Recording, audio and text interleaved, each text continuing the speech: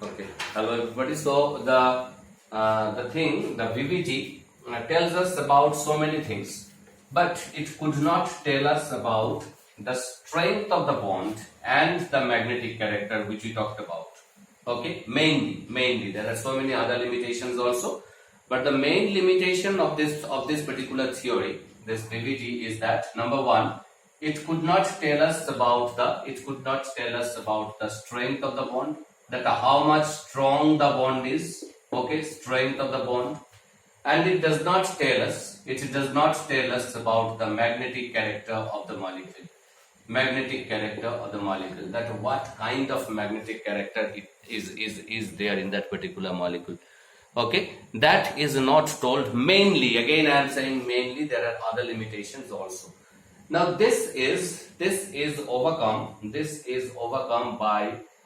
was tried to overcome by the next theory, which is called, please understand it, just the concept, nothing else, okay, which was tried to overcome by molecular orbital theory. We call it MOT, molecular orbital theory. That is the theory. Now this is based on certain facts, okay. What is on which it is based on?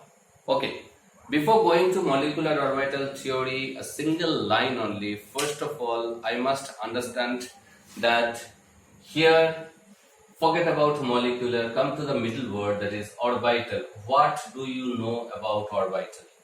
If I ask you what is orbital, what is that? What is orbital?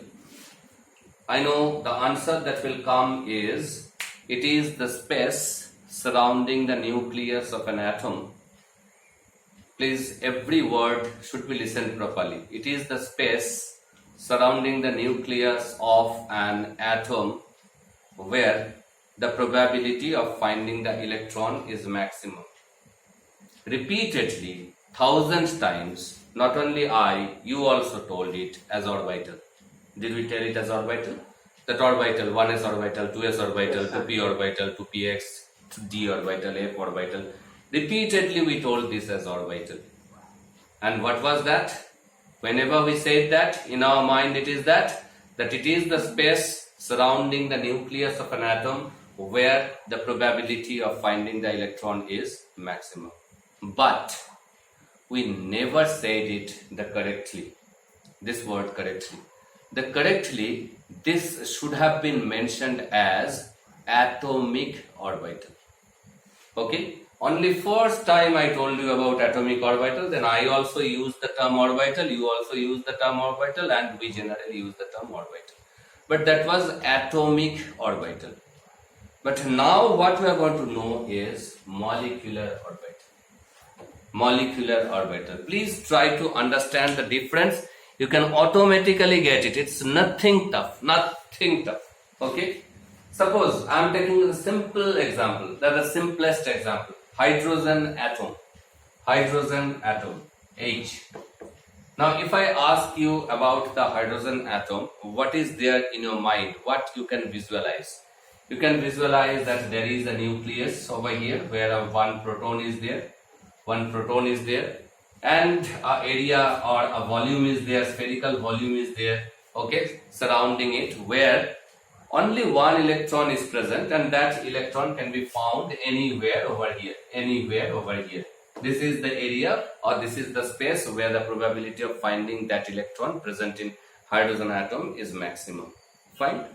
And that area is called atomic orbital. But now I am talking of molecular orbital. When I am talking of molecular orbital, obviously we must talk about the molecule. Now I am not talking anymore about hydrogen atom. I am talking about hydrogen molecule, H2.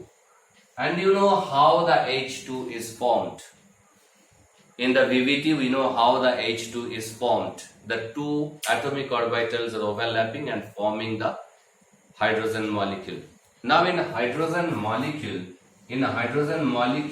how many nuclei are there? There are two atoms, so two nuclei are there. Both the atoms has got one nuclei each. And how many electrons are there? 2 electrons are there.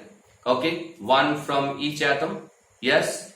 Now the theory says, these are all quantum theories and these are all complicated mathematics, again I am saying, okay. So there are two nuclei here, one is for HA and one is for HB, and the two electrons are there. Now wherever the probability of finding the electron, these two electrons, is maximum surrounding these two nuclei, is called the molecular orbital. Suppose this is the area where the probability of finding the electrons, दो electron एक साथ में भी रह सकता है, एक इधर भी रह सकता है, कहीं पे भी, but this is the space where the probability of finding the two electrons is maximum. This space in a molecule is called the molecular orbital. I hope you understood that. So what is molecular orbital? It's the space surrounding the nuclei, not one nucleus. Now in case of atom there was one nucleus. Now in case of molecules obviously there is more than one nucleus. Okay, so surrounding the nuclei where the probability of finding the electrons, right? Probability of finding the electrons, more than one electron is there, is maximum. That particular area or that particular space is called molecular orbital.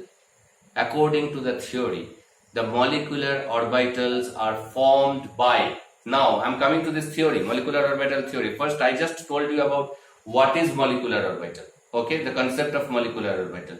According to this theory, these molecular orbitals are formed by LCAO. You don't understand anything. Linear combination of atomic orbitals.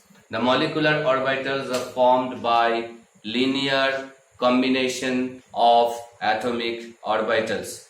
Can anybody tell me what is linear combination? Can anyone tell me what is linear combination? So a straight line. So that's a straight line and the angle is 180 degree. That is linear combination. I asked linear combination. I didn't ask linear. I asked linear combination. What do you understand by? Yes? They are combining a straight line side by side. Who are combining? Linear combination. See, linear combination is nothing but, it's nothing but addition. It's nothing but addition. You know, there is a number line. You know all of this. This is little bit something, some concepts which were not taught to you. It's not your fault. Certainly not your fault. I don't give you the blame for this. Because these had to be taught in the very lower classes only, when you know the addition subtraction only, because you know the number line. You have studied that number line. Okay.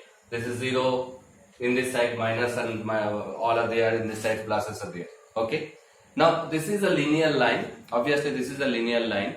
When something over here is combining with something else, that is what is known as linear combination. So linear combination means addition. It's nothing but addition. And for your information, I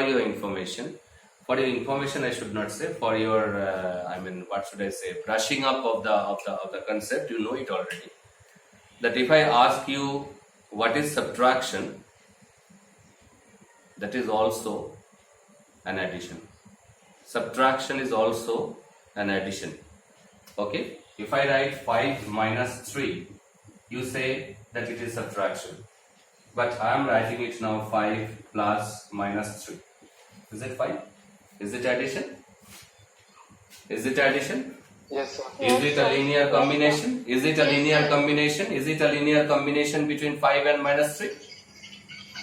Yes. Is it a linear combination between 5 and minus 3?